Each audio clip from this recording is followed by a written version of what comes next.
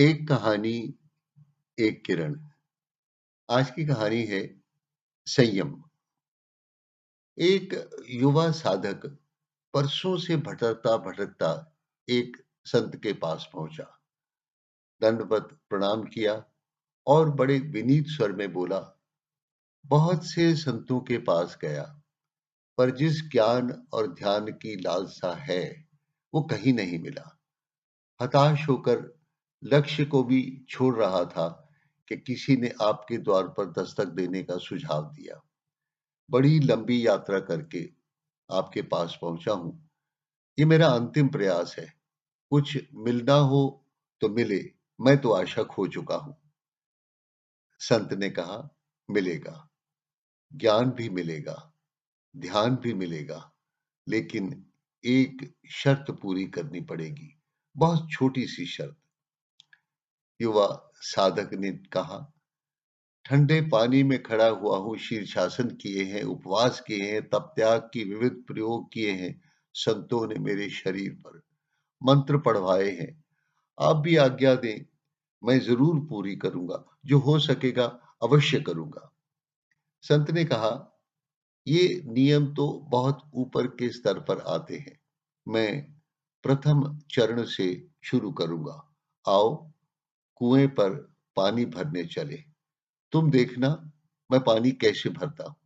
बस शर्त ये है कि जब मैं पानी भरूं तो बीच में मत बोलना, चुपचाप खड़े रहना।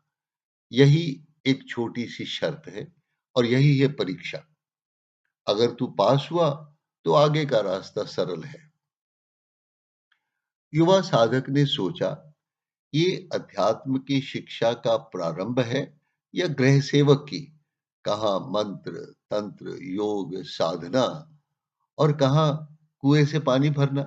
पर चलो, भरेगा तो ये संत मुझे तो देखना ही है। मुझे परिश्रम करने को तो कह नहीं रहा। मुझे क्या पड़ी है, चुपचाप देखता रहूंगा। कुएं पर पहुंचना तो दूर, अभी बाल्टी रस्सी उठाकर संत ने पहला कदम उठाया ही था कि मन में तूफान उठने लगा। संत तो पागल लगता है। पर फिर सोचा, न बोलने की शर्त पर तो शिक्षा शुरू हुई है। धैर्य और संयम का दामन कस के पकड़ा, जुबान मुख में रखकर दांतों को कस के बंद कर लिया। संत कुएं पर पहुंचा, बाल्टी को धोया, चमकाया, रस्सी बांधी।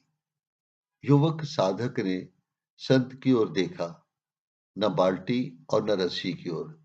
संत ने कहा, इधर उधर क्या देखते हो, मैं जो कर रहा हूं उसे देखो।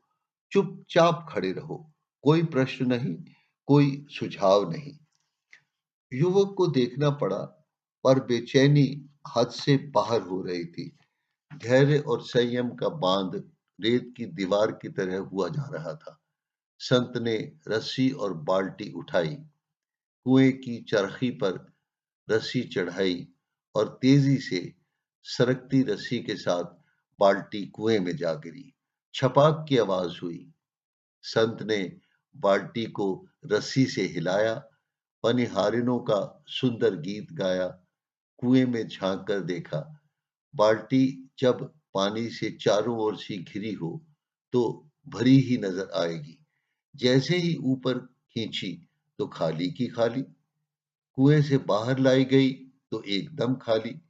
फिर कुएं के पानी में फेंकी, भर गई। फिर बाहर खींची तो खाली। एक लंबे समय तक ये होता रहा। संत मस्ती में पानी भरने का उपक्रम करता रहा। युवा साधक संयम पर नियंत्रण रखने के लिए अंतर मन से लड़ता रहा। जब संत ने 50वीं बार बाल्टी डाली और खींची तो बाहर खाली बाल्टी को देखकर युवा साधक से रहा न गया। संयम और धैर्य को ताक पर रखकर उससे संत से कहा, भाड़ में गया ब्रह्म ज्ञान और ध्यान, आप तो मालूम मालूम होते हैं पागल। बाल्टी में पेंदी तो है ही नहीं और पानी भरने चले हैं। संयम और न बोलने की शर्त तो एक जगह, पर अपनी बुद्धि पर पत्थर डालकर कैसे बैठा रहूं। बिना पेंदी के बाल्टी में तो सारा जन्म पानी नहीं भरेगा। अगर ये भी नहीं जानते तो मुझे ज्ञान और ध्यान की दीक्षा क्या दोगे? संत बोला, धन्यवाद। घंटे भर में ही तुमने अपने गुणों से मुझे परिचित करवा दिया। तू क्या समझता है, मुझे दिखाई नहीं देता कि बाल्टे में पेंदी नहीं है? मैं तो तेरे संयम और धैर्य की परीक्षा ले रहा था, और बस 50वीं बार ही आखिरी बार थी और तू असफल हो गया। तू अब किसी नए गुरु को खोज। हम दोनों के बीच ज्ञान के आदान प्रदान की धारा तो पहले चरण में ही टूट गई। युवा साधक भारी हृदय से सर झुकाकर आश्रम से बाहर निकला। कुछ कदम चला, फिर रुक गया और सोचने लगा। वापस लौटा और जाकर संत के चरणों में गिर पड़ा।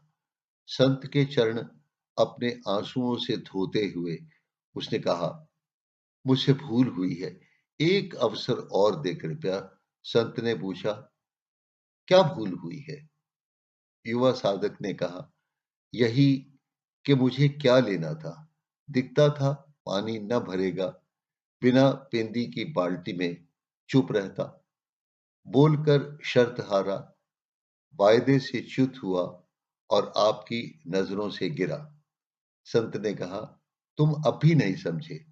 सवाल बाल्टी और पेंदी के न होने का नहीं है। ज्ञान और स्वनिर्माण के लिए धैर्य, संयम और गुणों को आत्मसात करने के लिए विलक्षणता होनी चाहिए। आदमी की बुद्धि और मन की पेंदी सशक्त हो, ताकि उसमें ज्ञान की ऊर्जा का समावेश हो सके। वृक्ष में फल और फूल तभी खिलते हैं जब उसमें ऊर्जा संग्रहित हो जाती है। जिस दिए में जितना तेल ठहर सकता है, ज्योति उतनी ही प्रगाढ़ता से जलती है, चाहे आंधियां आए। आकाश की सफल यात्रा का आधार पंखों के बल में है। ज्ञान का अनुभव और एहसास शब्दों में नहीं, मंत्रों में नहीं, तंत्रों में नहीं, कर्म और वचन को संयम के नए ढांचे में ढालने में है। अंतर्मन की इस अनुभूति में समय लगता है। ज्ञान अर्जन के सूत्र हैं पुरुषार्थ, प्रार्थना, प्रतीक्षा और प्रसार बुद्धि।